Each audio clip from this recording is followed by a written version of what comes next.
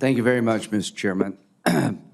From our point of view over here, one of the primary issues facing the American people in 2024 for president and other elections, who is best able to control a broken border? Most Americans are sympathetic, kind-hearted people who feel like the Biden administration was criminally negligent in protecting us by having a broken border and allowing drugs to pour into our country to kill tens of thousands of young people, allow people to come in our country who are convicted felons to do damage to families we'll hear from today. That nightmare is coming to a close. In January of 2025, the Republican Senate will make its top priority a transformational border security bill that will be taken up and passed by Budget Committee, increasing the number of bed spaces available to detain people instead of releasing them, increasing the number of ICE agents to deal with people who should be deported, finish the wall, and put technology on the border so we'll have operational control of the border. That's going to be our top priority. I want to cut taxes, we will cut taxes. But as to the Senate, transformational border security goes first through reconciliation. Over 8 million people were encountered during the Biden years, 4 million released into the country.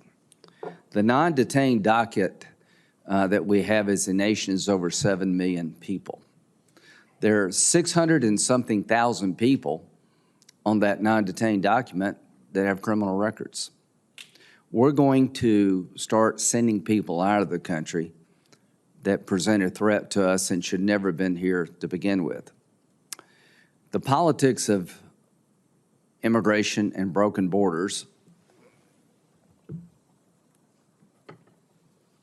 according to a couple of Democratic senators, was outcome determinative. I think they're right.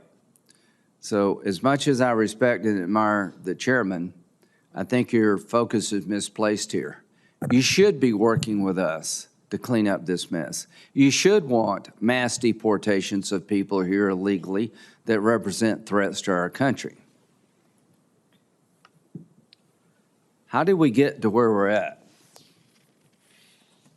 The average annual deportation for Obama and Trump was about the same. Along comes Biden, it drops like a rock. So when you have people show up and by the millions, and the number of people being deported goes down by 40-something%, you're incentivizing more people to come.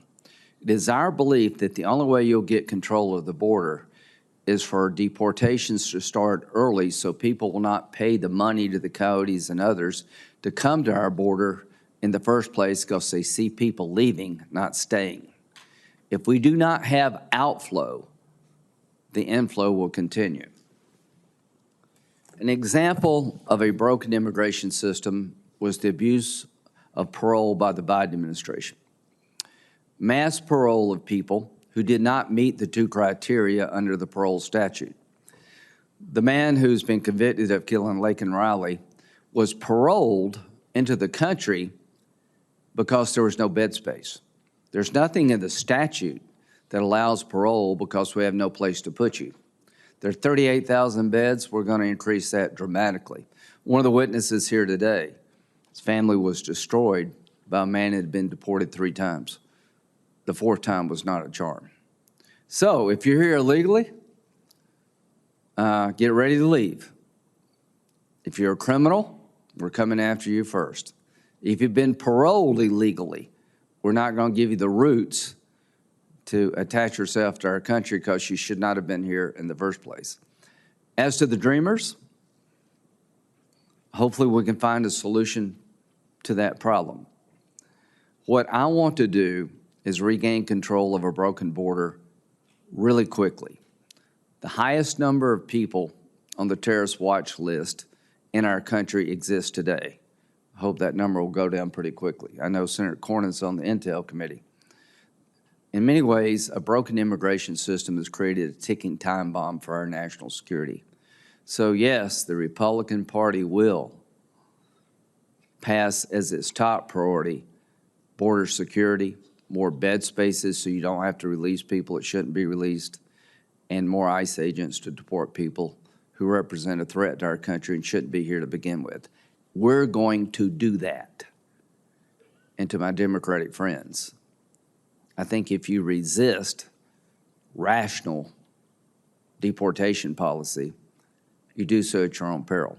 86% of the people deported under the Trump first term were involved with criminal convictions or pending criminal matters. I have never seen such a mess. It's time to clean that mess up. So come January, help is on the way.